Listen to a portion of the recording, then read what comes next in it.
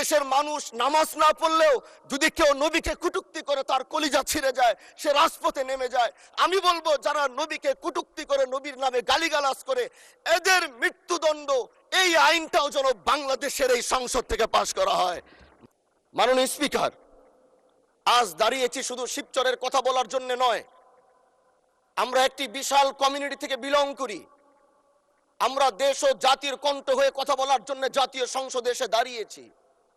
আমাদের সংসদে ওই পাশে যারা রয়েছেন তারা শুধু মনে করেন যে আমরা শুধু তাদের বিরোধিতার জন্য দাঁড়িয়েছি। বিরোধী দল মানে শুধু বিরোধিতা করা নয়, সরকারি দল যদি ভালো কাজ করবে, বিরোধী দলের মঞ্চে দাঁড়িয়েও তাদের প্রশংসা করতে আমরা বিন্দু পরিমাণ দ্বিধা করব না। এবং আমরা সরকারি দলের যারা রয়েছেন তাদেরকে ধন্যবাদ জানাবো, কারণ আজ আপনি যেখানে বসেছেন আপনার মাথার উপরে লা ইলাহা ইল্লাল্লাহু মুহাম্মাদুর রাসূলুল্লাহ, অবশ্যই এটা তাদের অবদান, এটা অস্বীকার করার কোনো সুযোগ নাই। আরএফএল এসডব্লিউআর পাইপি মাপে যা বলে তাই দেয়। RFL SWR pipe and fittings.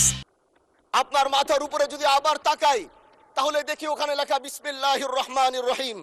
এই লেখা দেখলে আমাদের ভালো লাগে, এগুলো আমরা ফেরত পেয়েছি। সরকারি দলের প্রশংসা যদি করতে হয় তাহলে আমরা এইভাবে করব।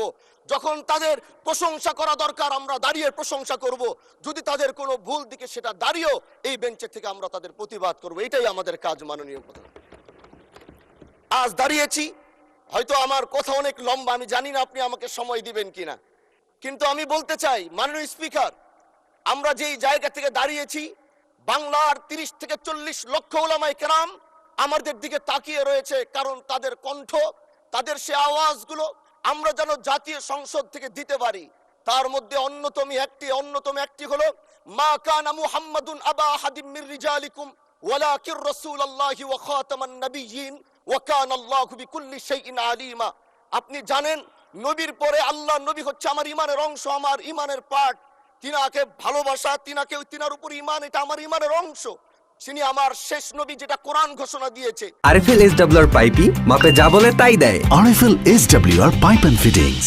নবীও বলেছে আনা খাতামুন নাবিয়্যিন আলা নাবিয়্যা বাদি, আমি শেষ নবী, আমার পরে কোনো নবী আসবে না। কিন্তু মাননীয় স্পিকার, দুঃখের সাথে বলতে হয় বাংলাদেশের এরকম একটি পার্ট রয়েছে, যেই পার্টের এক অংশ মানুষ তারা নবীকে অস্বীকার করে, তারা মুসলমান দাবি করে, এবং এই বিষয়ে অনেকেরই ধারণা আছে, তারা জানে। এই আন্দোলন করতে গিয়ে অনেক মুসলমানকে রাস্তায় শহীদ হতে হয়েছে, আন্দোলন করতে হয়েছে। স্বাধীনতার পর থেকে আজও সে আন্দোলন চলছে, কিন্তু আজও পর্যন্ত সেটা পাইনি। আমি মাননীয় প্রধানমন্ত্রীকে বলবো, আপনি বাংলাদেশে একটি ইতিহাস রচনা করে যাবেন। আপনার মাধ্যমে যদি এটা স্বীকৃতি পায়, যারা নবীকে অস্বীকার করে তারা কোনোদিন মুসলমান থাকতে পারে